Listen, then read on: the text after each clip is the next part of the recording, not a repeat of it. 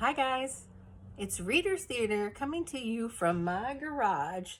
Anyway, I'm going to read you chapter 6 and 7 of Edward Tulane, The Miraculous Journey of Edward Tulane by Kate DiCamillo. And remember, Kate DiCamillo also wrote Because of Winn-Dixie. Okay, so we know about her and we know about her writing. Remember, Edward Tulane is a porcelain bunny. He's a doll. He is the doll of a young girl named Abilene. And Abilene and her family are taking a trip on a big ocean liner, a big boat called the Queen Mary. Okay, we can tell just from this that this story took place a long time ago. Okay, there's no cell phones, there's no computers in this story, and she's playing with the doll. She's not playing with video games. Okay, this doll, she loves this doll with all her heart. This doll doesn't seem to care much about anything. Okay, now they're on the boat. She runs into some boys and they start throwing the doll back and forth. Edward Tulane gets thrown back and forth until he gets thrown so hard he goes over the edge of the boat and into the ocean. So chapter 6.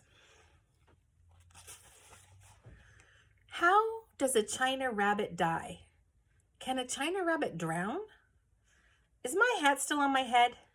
These are the questions that Edward asked himself as he went sailing over the blue sea. The sun was high in the sky, and from what seemed to be a very long way away, Edward heard Abilene call his name. "Edward!" she shouted. "Come back!" Come back? Of all the ridiculous things to shout, thought Edward. As he tumbled ears over tails through the air, he managed to catch one last glimpse of Abilene. She was standing on the deck of the ship, holding onto the railing with one hand, and in her other hand was a lamp. No, it was a ball of fire. No, Edward realized it was his gold pocket watch that Abilene held in her hand. She was holding it up high, and it was reflecting the light from the sun. My pocket watch, he thought. I need that. And then Abilene disappeared from view, and the rabbit hit the water with such tremendous force that it blew off his hat off his head. That answers that question, thought Edward, as he watched the hat dance away in the wind. And then he began to sink. He sank and sank and sank. He kept his eyes open the whole time, not because he was brave, but because he had no choice. He had painted on eyes. They didn't close. He had to witness the blue water turning to green and then blue again. His eyes watched as it finally became black as night, and Edward went down, down, down. There he is, falling into the ocean. He thought to himself, I'm going to drown. If I'm going to drown, certainly I would have done so by now. Far above him, the ocean liner with Abilene aboard it sailed on, and the China rabbit landed finally on the ocean floor, face down. And there, with his head in the mud, he experienced his first genuine and true emotion. Edward Tulane was afraid. Chapter 7. He told himself that certainly Abilene would come and find him. This, Edward thought, is much like waiting for Abilene to come home from school. I will pretend that I am in the dining room of the house on Egypt Street, waiting for the little hand to move to the 3 and the big hand to move to the 12. If only I had a watch, then I'd know for sure. But it doesn't matter. She'll be here soon, very soon. Hours passed, then days and weeks and months. Abilene did not come. Edward, for lack of anything better to do, began to think. He thought about the stars. He remembered that they looked like from his bedroom window. What made them shine so brightly, he wondered, and were they still shining somewhere even though he could not see them? Never in his life, he thought, have I been farther away from the stars than I am now. He considered this too, the fate of the beautiful princess who became a warthog. Why had she become a warthog? Because the ugly witch turned her into one, that's why. And then the rabbit thought about Pellegrina. He felt in some way that he could not explain to himself that she was responsible for what had happened to him. It was almost as if she, that grandmother, and not the boys, had thrown Edward overboard. She was like the witch in the story. No, she was the witch in the story. True, she did not turn him into a warthog, but just the same, she was punishing him. Although, for what, he could not say. On the 297th day of Edward's ordeal, a storm came.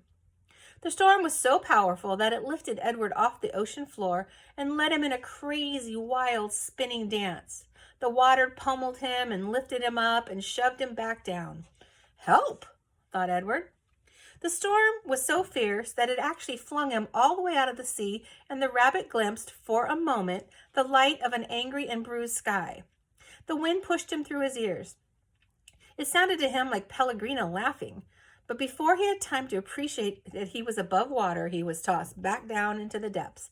Up and down, back and forth he went until the storm wore itself out, and Edward saw that he was beginning again his slow descent to the ocean floor. Oh, help me, he thought. I can't go back down there. Help me. But still, down he went. Down, down, down. And then suddenly, the great white net of a fisherman reached out and grabbed the rabbit. The net lifted him higher and higher until he was an almost unbearable explosion of light, and Edward was back in the world, lying on the deck of a fishing boat, surrounded by fish. What's that? Said a voice. Ain't no fish, said another voice. That's for sure. The light was so brilliant, it was hard for Edward to see. But finally, shapes appeared out of the light, and then faces. And Edward realized that he was looking at two men, one young and one old. Looks like some kind of toy, said the grizzly old man. He bent down, picked Edward up, and held him up by his front paws, considering him. A rabbit, I reckon. It's got whiskers and rabbit ears, or the shape of rabbit ears at least. Yeah, sure, a rabbit toy, said the boy, and he turned away. I'll take it home to Nellie, let her fix it up and set it on to right, give it to some child. The old man placed Edward carefully in a crate, positioning him so that he was sitting up and could look at the sea. Edward appreciated the courtesy, but he was heartily sick of the ocean and could have been satisfied never to look at it again. There you go, said the old man, and they made their way back to shore.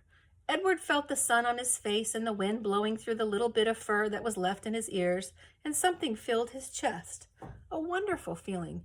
He was happy to be alive.